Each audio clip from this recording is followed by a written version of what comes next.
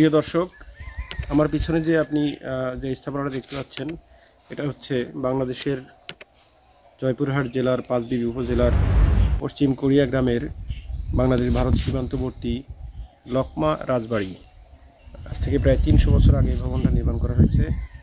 ভবনটা জনৈক হাদি মামুন নামে একজন ব্যক্তি বাড়িটি তৈরি করেছিলেন। এই বাড়ির ভূসম্পত্তির অর্ধেক হচ্ছে বাংলাদেশের ভিতরে, অর্ধেক ভারতের ভিতরে। আপনারা দেখতে পাচ্ছেন যে এই বাড়ির সীমানার ভিতরেই সীমানা পিলার, এবং সীমানা পিলারের ওই পাশে তারকাটার বেড়া দেখা হচ্ছে, বিএসএফের টহল চৌকি। আর একটা দ্বিতল ভবন, এটা ভবনটা প্রায় ধ্বংসের পথে। চলুন আমরা ভবনটার উপরে আপনাদের ঘুরে দেখাই।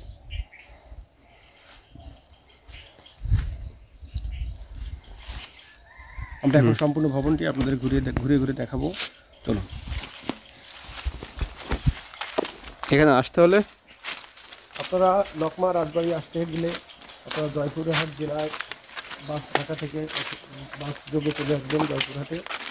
ঢাকা থেকে জয়পুরহাট গামী অনেক বিভিন্ন পরিবহন পাওয়া যায়। তো জয়পুরহাট আসার পরে আপনারা 5 বিবি আসবেন। 5 বিবিতে হাইওয়ের পাশে 5 মাথা নামে একটা জায়গা আছে। এখানে 5টি ভাস্কর্য, 5টি মানুষের ভাস্কর্য আছে। সেখান থেকে পূর্ব দিকে যে রাস্তা গেছে, এই রাস্তাটা ধরে আপনি 4 থেকে 5 কিলো যাওয়ার পরেই কোরিয়া বাজার পড়বে। সেখান থেকে আর 1 থেকে 1.5 কিলো পরেই লকমা রাজবাড়ি। চলুন আমরা ভবনটা দোতলায় উঠি। এখন কোনো সিঁড়ি অবশিষ্ট নাই, কিন্তু এরপরে আমাদের করে এভাবে বিষয়টা বেশ কষ্টসাধ্য, কিন্তু উপায় নেই।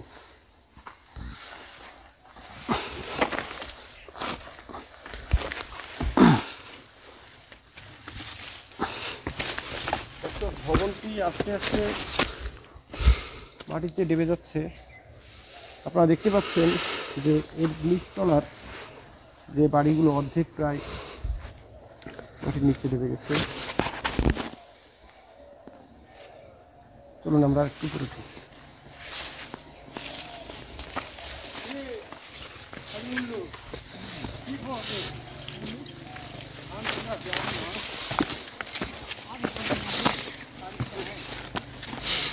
এটা সর্বোচ্চ জায়গা না, সর্বোচ্চ চূড়া।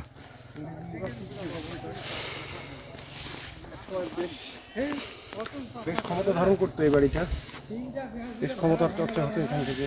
এখানে এর আরো দুইটি পূর্ব পাশে কর্মচারীদের থাকার জন্য ঘর, আর আরো দুটি বাড়ি লাগোয়া স্থাপনা আছে। আমরা আপনাদের একটু পরে দেখাবো।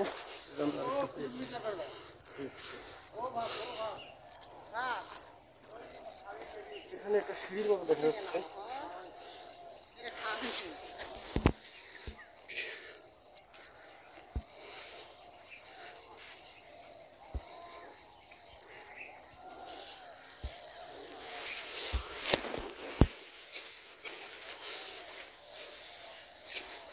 সিঁড়ি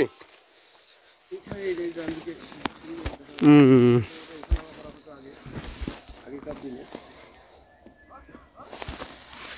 প্রিয় দর্শক, ভবনটির অবস্থা প্রায় শেষ। এখানে এই ভবনের ভিতরে বা উপরে চলাফেরা করা বেশ ঝুঁকিপূর্ণ।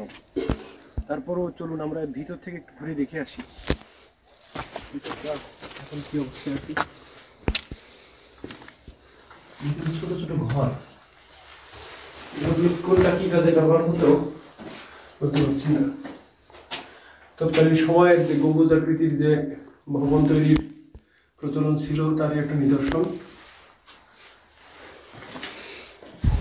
এগুলো কি কাজে ব্যবহার হতো? টোম আকারের টোম আমার খুব সময় এটা হয়তো, যেহেতু ওইখানে বন্ধু, হ্যাঁ, এখানে হয়তো সিকিউরিটি থাকতো, বন্দুক টন্দুক তাক করে এই হইতে পারে। আসো ভিতরে, আসো, বাইরে আসো। না, দরকার নেই।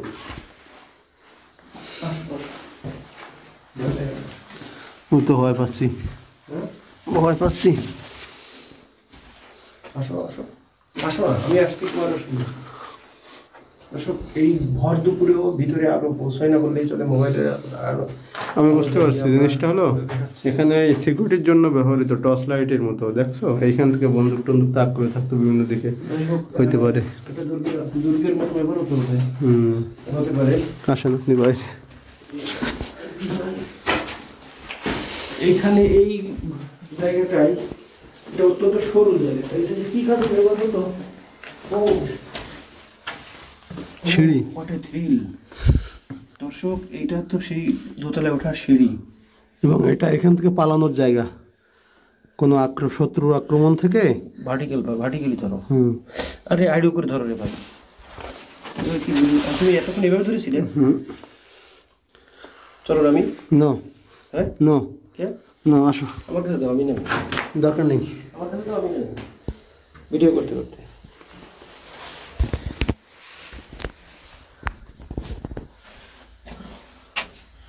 দর্শক এটা একটা গুহার মতো, এটা কোথাও অত্যন্ত রিস্কি একটা ব্যাপার।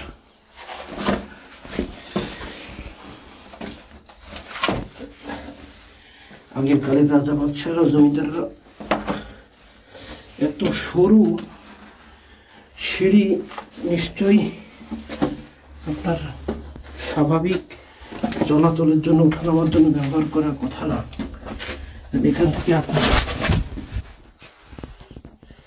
কোনো আসবাবপত্র তোলাও যাবে না, এগুলো অত্যন্ত সরু।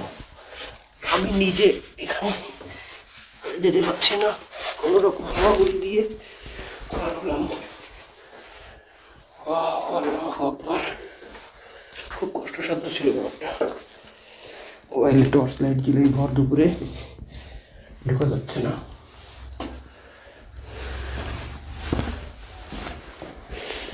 প্রিয় দর্শক, এখানে লোকদের আনাগোনা হয়, কে কোন কাজে এই জায়গাটা ব্যবহার করে আল্লাহ ভালো জানেন। দেখুন আপনারা, মোবাইলের আলো সরালে কিছু দেখা যায় না, আলো জ্বালিয়ে দেখতে হচ্ছে। আমরা রাজবাড়ির অপর অংশে বেরিয়ে আসলাম।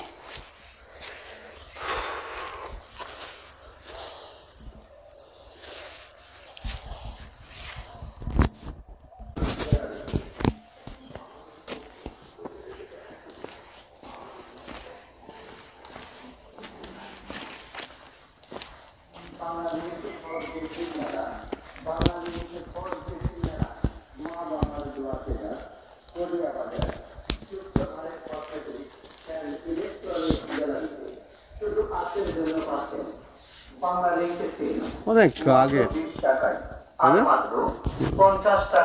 ইন্টারভিউ দিবা, আপনার মোট ব্যালেন্সে থাকবে 10 টাকা এবং সঙ্গে সঙ্গেই পাবেন 80 মিনিট ও 7 জিবি ইন্টারনেট। 80 মিনিট ও 7 জিবি ইন্টারনেট, তাই আর দেরি না করে বাংলা লিঙ্কে 4G সিম নিয়ে ভোটার আইডি কার্ডের সাথে নিয়ে এক্ষুনি চলে আসুন মা বাবার দোয়া কেদার পুরিয়া বাজার। হ্যাঁ,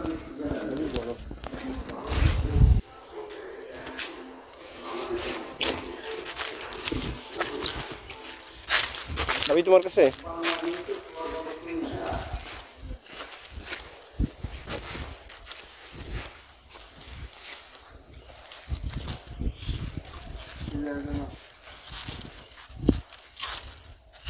কোথায়